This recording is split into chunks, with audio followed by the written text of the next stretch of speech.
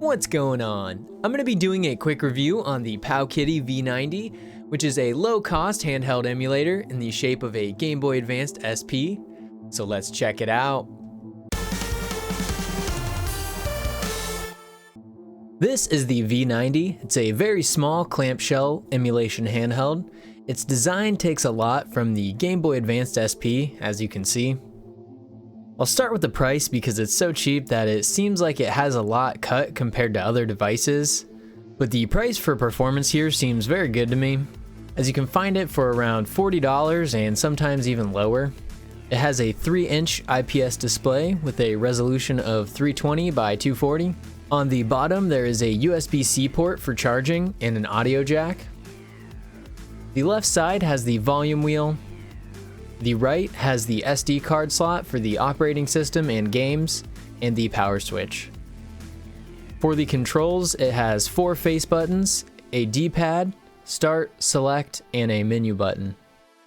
Then on the back there are 4 shoulder buttons in a staggered configuration.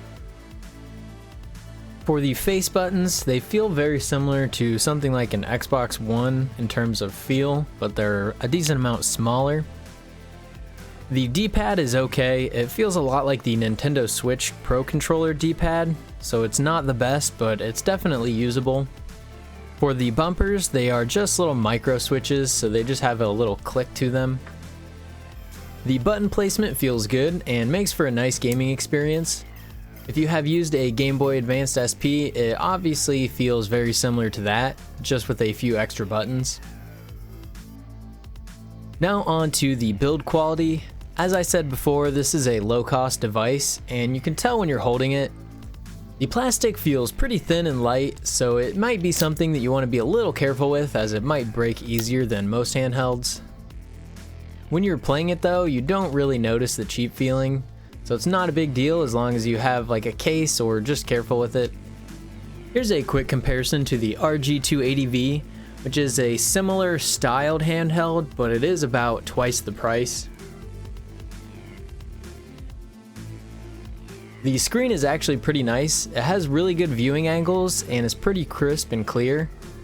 It might not get as bright as some other ones, but it definitely gets bright enough to be usable.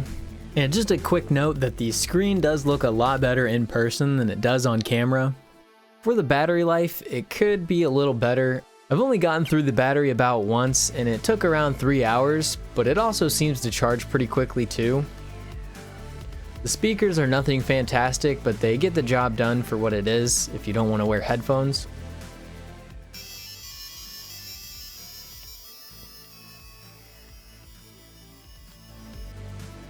For the operating system, it uses a Linux-based OS. It isn't bad once you figure it out, but it'll take a little getting used to. Unfortunately, for some reason on the base operating system, I couldn't create save states. There is a custom firmware, and so far that one's way better, as it has custom themes, a better layout, and most importantly the save states work. I'll put a link to the videos and websites I used in the description. For the emulators included, you get NES, SNES, Sega Genesis, Neo Geo, Game Boy Color, Game Boy Advanced, PS1, and then a few others. There's also a section for ports, which include games like Quake, Doom, Cave Story, and others. But now on to the actual gameplay, starting with the NES. This is Mega Man on the NES, and it runs very well. I haven't noticed anything wrong with the emulation.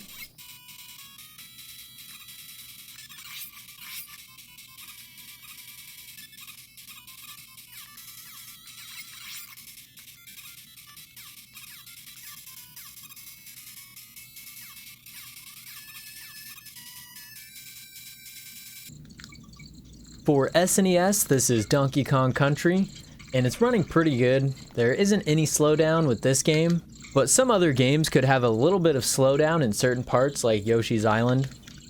For the most part, emulation for the SNES is decent.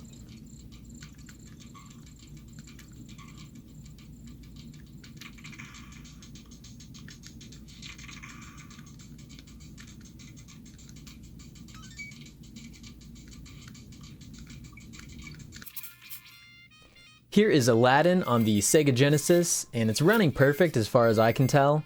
so you'll have a good time with Genesis games.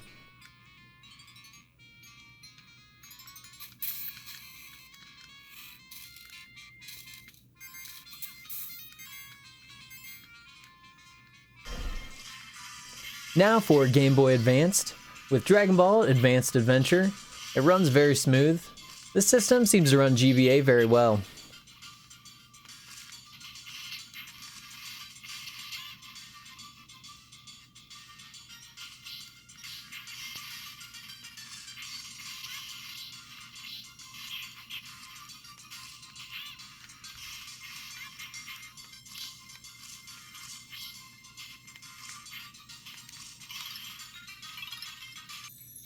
For PS1, it's a very mixed bag. Here is Spyro, and it is playable. It's unfortunately not running at full speed though. This is probably best case scenario with PS1. I'm sure you can find some games that run maybe a little better, but majority are gonna run worse.